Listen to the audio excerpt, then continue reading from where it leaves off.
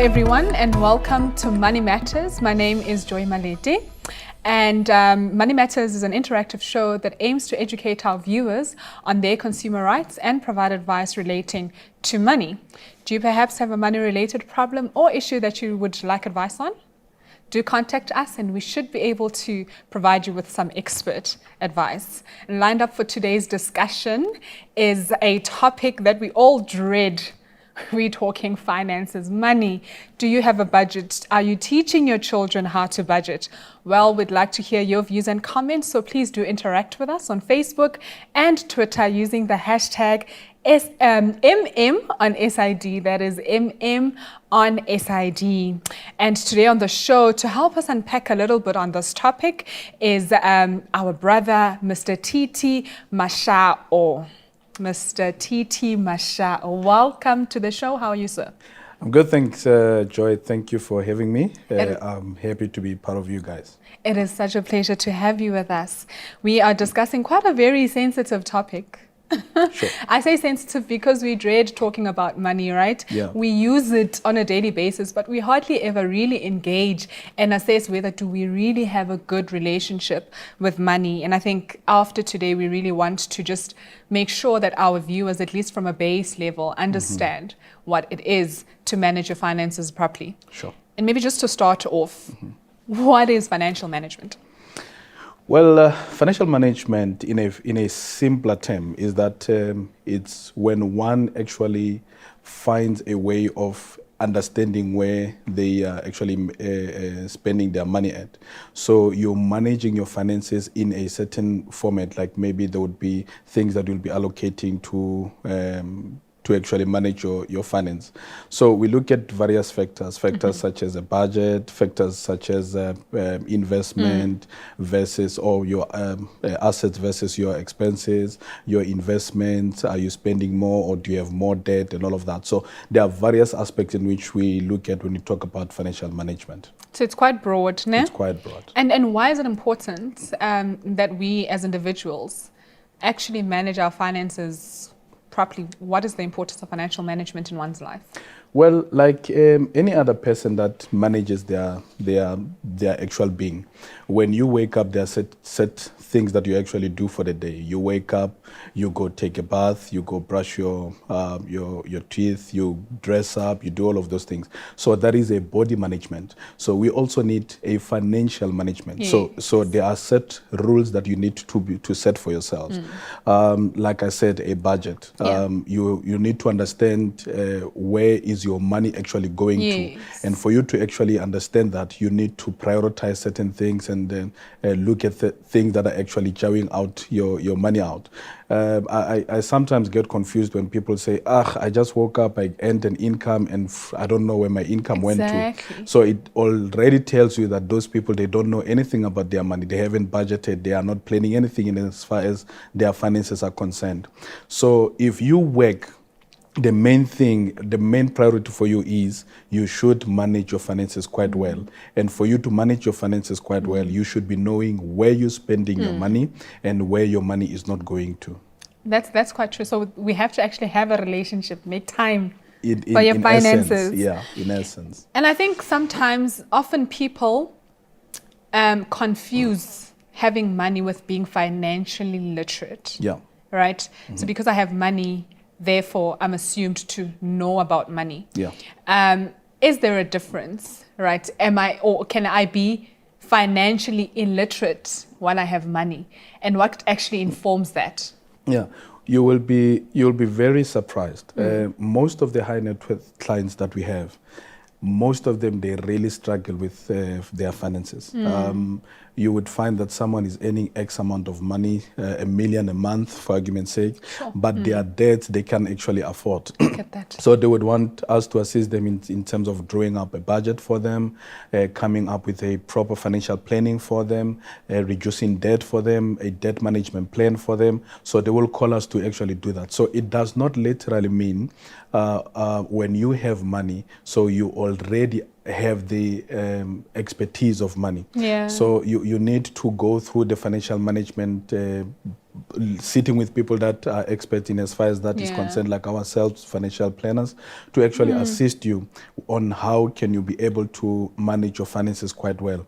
Being financially literate is understanding money, your money per se, and knowing basically, like you said, where your money is going. Cool. And would having a financial goal sort of assist with that? Does it sort of help me gain this literacy that I need in finances? And what are those financial goals that I should be setting, and when should I be setting those financial goals? Well, you know, people would say in January, I'm having fresh financial goals. Everything is fresh. Everything is fresher, you know. In December, people will be on a spending spree. In January, people will go, I'm on depression. I don't have money. I don't have this. It's a thing that happens each and every cycle. December, people are happy, people have money. January comes, people don't have money, people are sad and so forth. And you ask yourself, do we have a different December each and every day, each and every year? Do we have a different January each and every year? It's the same thing. It's called January each and every after 12 months. It's called December each and every after 12 months. But it seems as if it's something that is new to people. So it is very, very crucially important for you to have financial goals. Because once you have financial goals, you wouldn't be bothered which month it is. You are going to plan ahead for that. I usually say to people in the book of Proverbs 6, from 6 to 11, verse 6 to 11, it speaks about an end. And I love when the scripture reading starts, it says, "You fool, learn from an end." So they are actually saying to you, because you are not planning yourself well, already you are a fool. So it speaks about a story of an ant. It says we must learn from an ant. An ant will gather its food during summer times, so that when the rainy times comes, when the cold times come, then it knows that it has enough in its storehouse. But people tend not to be doing that. We spend what we have without thinking for the future. We can have goals of a certain thing that we want to buy, plan for it now, work for it now, save for it now. Or even if you have nothing to plan for, so long as you have saved, you know that should I have those rainy days, should I have those cold days, then there's something to work around. Should I have the January, what people say it's the January in their lives, should I have that time, then I know that there is some financial backup that I have. So the story of an ant. That's the story of an ant. And I suppose we get so confused and so caught up in December, as if there's like a drastic change between the changing of the months. It's like December and January are so far apart. And then it's literally a day apart, you know, from the 31st to the 1st of the following month. So that's quite important. While we're on that, we need to take a quick short break, and we'll be back just after this. Please do continue engaging with us on our social media platforms, Facebook and Twitter, using the hashtag MM, that is Money Matters, MM on SID. Don't forget to tag us at the SID Media. See you shortly.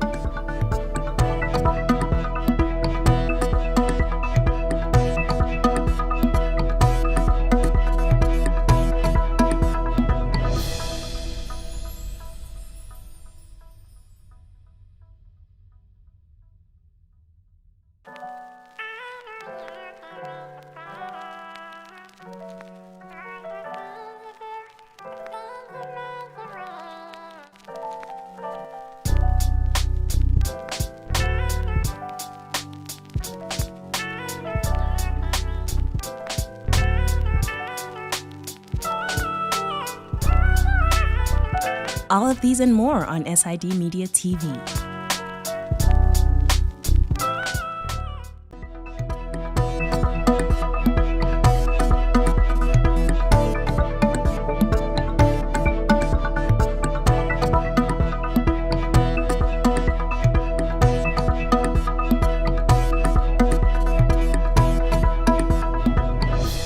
Welcome back, and this is Money Matters. If you are just joining us, we are talking financial management with our financial advisor, Mr. Titi Mashao. And before the break, we were still just unpacking a little bit on the importance of having and setting for yourself financial goals before you even begin to chow that money. You at home are also part of this conversation and discussion with us, and so we would like to hear your views, thoughts and comments on what we are talking about. So please go right ahead and engage with us on our social media platforms using the details as they appear on your screen right now. Now back to Mr. TT. We were still discussing financial goals, right? And you were unpacking a bit on that. But now I just want to understand, why should I save, or why should I have a savings and investment account? Is there a difference between saving and investing? Yes, there is two differences, but we'll just focus on the main ones. When you go to a bank, you're going there to save your money. You're going to the bank your money. So the banks have come with a smart way of saying, other than you banking your money with us, and then because we need to take our administration fee, it is only fair that we keep your money in safe custody, and then when we keep your money, then there should at least be some administration fees and so forth. So they try to mitigate the administration fee part of it. And they say, bring your money, and then we do not only bank it, but we take it into a savings plan. So a savings plan, that's where they will be telling you about your 32 days interest account, where then there is some form of an interest that you'll be getting out of that. It's a very conservative market, so the interest is quite low. So conservative meaning there is no risk at all whatsoever. There is low or no risk at all. So can you actually eliminate risk? On the savings platforms, completely? Yeah, on the savings platform, yes. Okay. But on the investment side, the most exciting, the part that I love, you are taking your money and you're saying, I want to invest, meaning there must be significant growth on my investment. So when we invest, we check what kind of an investor are you? Are you a conservative investor, a moderate investor, or are you an aggressive investor? So when we look into your risk appetite, then we do our own financial needs analysis at the team. My team does all of that. And then that's when we'll be coming to you and say, okay, in as far as your risk is concerned, because clients will come to us and say, I'm an aggressive investor, just put my money there, and then after 5 years I want to get this. I'm an aggressive investor. But we as professionals, we must also do our homework. The same as when you go to a doctor, you can't tell them that I want this medication because I have. They must diagnose you first and tell you there's the solution they have for you medically. So we also do that also. We do our own financial needs analysis, we check your risk appetite, and then after we then advise on the platforms you need to go to, various investment companies that you have. And people, what I realize also is that people get confused. You'll have someone like one client we had and said, no, look, because you have contract with all these bigger companies in the country, I need you to take a certain percentage, put it on this company, and another one put it on this company. So 5 companies verse. And I asked them why, and they told me that no, I want to put my money in different baskets. And I said, no, for argument's sake, that is not really diversification. You take your money into different companies, you pay platform fees for all those companies. What if those companies are taking your money into the same fund? So what we do, we take your money through one channel, one company, and then we diversify behind within the scene. Then we'll say this one will go to a certain fund, whatever global equity feeder fund, this one will go to a balance fund, this one will go to a conservative fund, this one will go to money market, and so those are the technical part, but we'll discuss them later. So we're just saying to diversify and putting your money in different baskets is when we select the funds according to your risk appetite. There are funds that are high risk, there are funds that are low risk, there are funds that are average risk. So we look based on your risk appetite, and then we advise accordingly. And I think while we're on that, it's quite important that we obviously also make sure that our kids understand the importance of money. You know, sometimes kids think money grows on trees. How do I teach my child, the importance of budgeting, and for them to actually understand money? Because most of the education really does happen at home. So we do know that our schools don't cater, for financial literacy. How do I make sure that I teach my kids? And how do I teach my kids? Maybe let me phrase it that way. How do I teach my kids? Where do I start as a parent? Okay. I love the concept of the Jews. They have actually made their own research and found out that children from the age of 5, 5. 5 years, they are able to start making sound financial decisions For real? from the age of 5. Okay. So sound financial decision, or let me just say they are able to make financial decisions. Yes. So they are tuning them into the frequency of making sound financial decisions. Okay. What do they then do? They take children from the age of 5 and already teach them the issues of dominance and how to manage your own money. So what have we done? Because we have that concept. I have a 8-year-old and a 5-year-old, my children. So it's a boy and a girl. Okay. So already we started them with a very simple concept. You have a money box. You put your money there. Every time we give you money, because we need to teach them that this is money, what are you going to do with it? Firstly, you test them to see naturally how they actually address the issues of having money. And then after that, you then tune them into that frequency to saying, don't spend all of your money. Yeah. Some of your money put into the money box, and some of your money you can spend wherever you're spending. And while we are on the kids the kids issue, unfortunately in South Africa, we are seen as one of the countries that are weakest in terms of the savings. We are a spending nation, Of course, not a consumption. saving nation. That's why when we had the first lockdown, people were drowning because Ish. whenever I have cash, it vanishes immediately. Yeah. There is no the end concept. Remember when we spoke about the end Yes. story, to say I'm going to save up for the future. Yeah. So I spend what I have with anticipation that I'm going to get the next salary. I get the next salary, I spend it. Each and every month is I get and I spend, I get and I spend. So we don't have that concept. So we need to teach our children to say, let's get away from that concept. Most of us, we were not taught. We had to teach ourselves to That's say, true. for me to create wealth, this is how I need to live now, so that in future I would be able to be in a position where I would have created wealth. So you put them in a position to say, when you spend everything that you have now, know that in future you're not going to have anything. So you need to spend at least 20% of whatever you're getting. In our house, we're saying save 50%.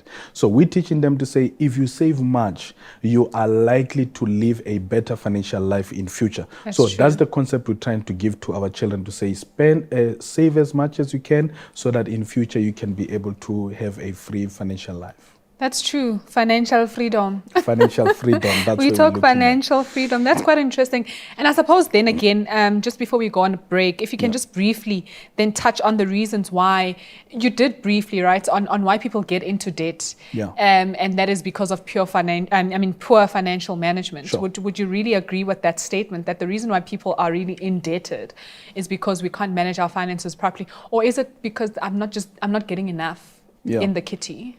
Well, what is enough? Yeah. Someone would be earning 100 rands and they will be saying, I'm living enough. Yeah. I have enough. Someone will be earning 2 million a month and they'll be saying, it's not enough. That's so true. what is enough? The more you have, the more you create expenditure. So the concept of saving, that is the best. The concept of understanding where your finances and money is going to, that is the best. Have that financial plan. Like I'm saying, we recommend from a national perspective, from a regulatory perspective, to say at least people should be saving 20% of whatever the gross income they get. So if you're getting 100 rands as a gross, then at least 20% of that, which is 20 rands, should be going towards your savings.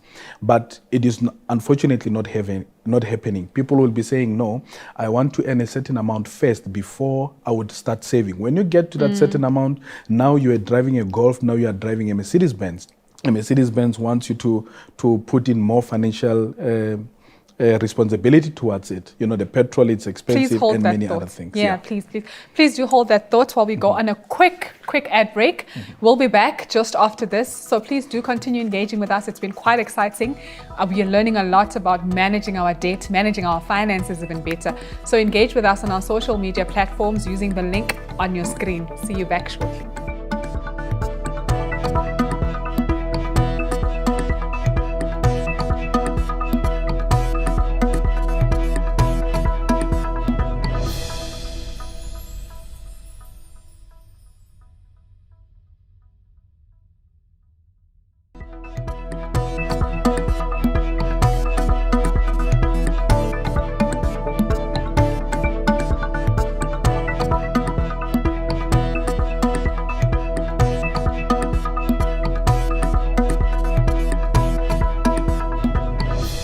Welcome back. This is the last segment of today's show. We've been having quite a good time with our guest, Mr. Titi Mashao, a financial advisor who has been unpacking and, sharing those powerful nuggets with us on how to better manage our finances. And I think just briefly, Mr. Mashao, we were talking, budgeting and things like that. Would you say that having a good budget can actually aid in getting rid of debt? No, definitely.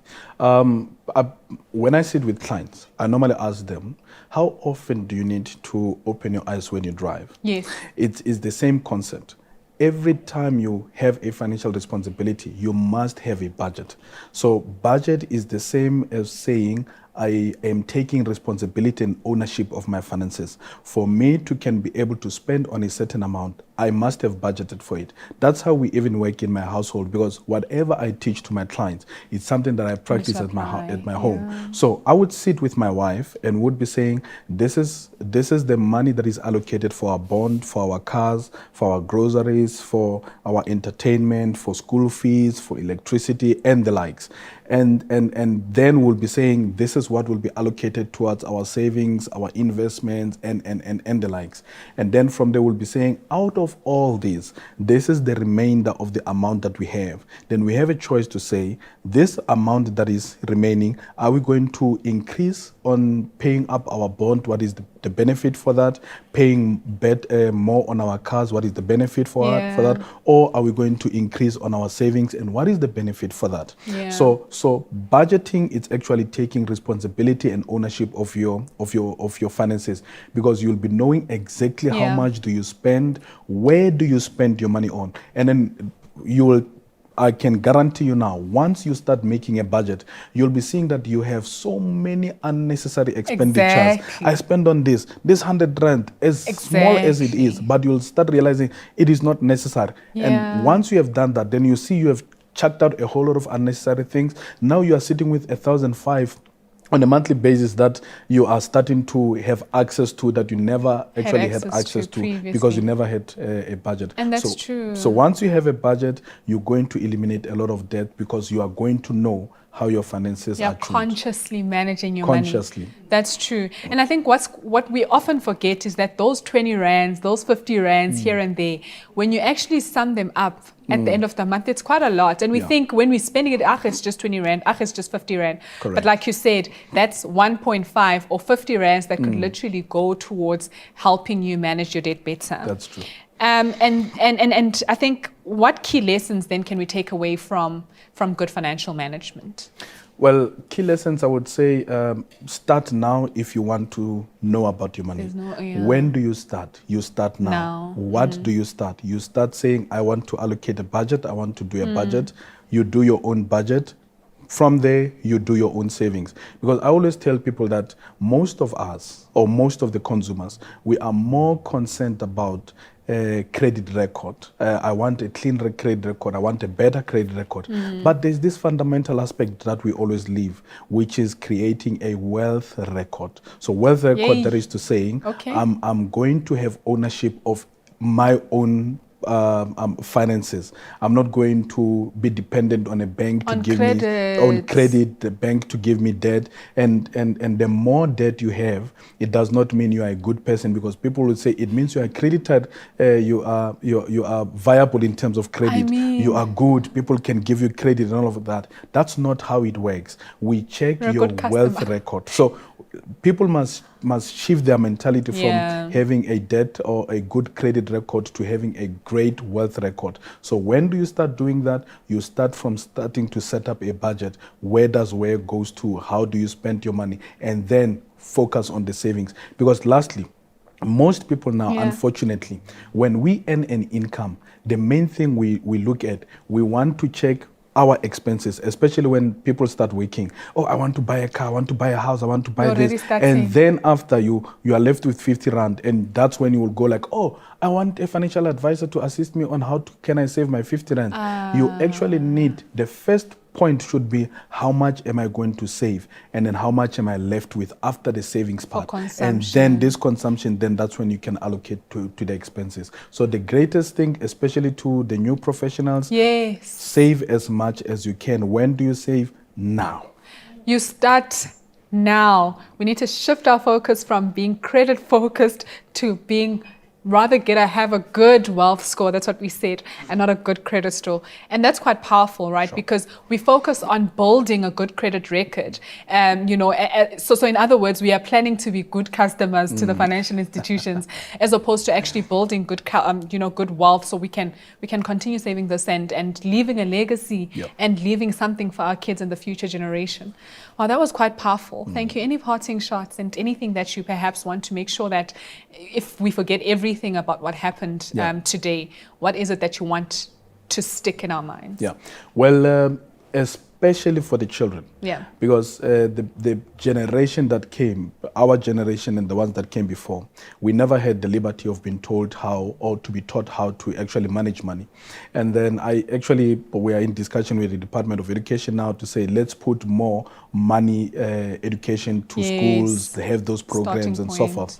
But because the younger ones, their minds are fragile, as we were talking about children earlier on. So the best point is that give them chores to do and say, you're going to clean the house, you're going to clean the dishes, you're going to do that, and this is your income. So they know that for them to can be able to earn an income, whether in their business or whether working for any other person, they need to work for their money. So laziness would be taken out, and they will know that I need to be active to earn an income. So be active to earn an income. Once you're active on earning an income, then you start saying, I'm going to save at least 20%. 20% is the minimum, but you need to save as much as possible. Unfortunately, now people are so indebted.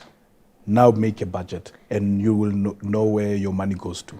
Well, Mr. Mashawa, that was such an amazing conversation. It was good to have you here with us on studio to unpack a little bit more on these finances.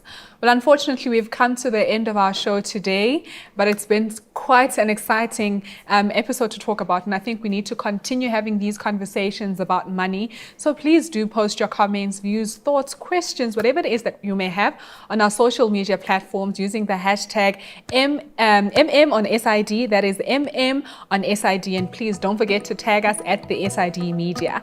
We will see you next week, same time, same place, right here on Money Matters. And from me, Joy Malete, and the rest of the Money Matters team, it is goodbye and God bless.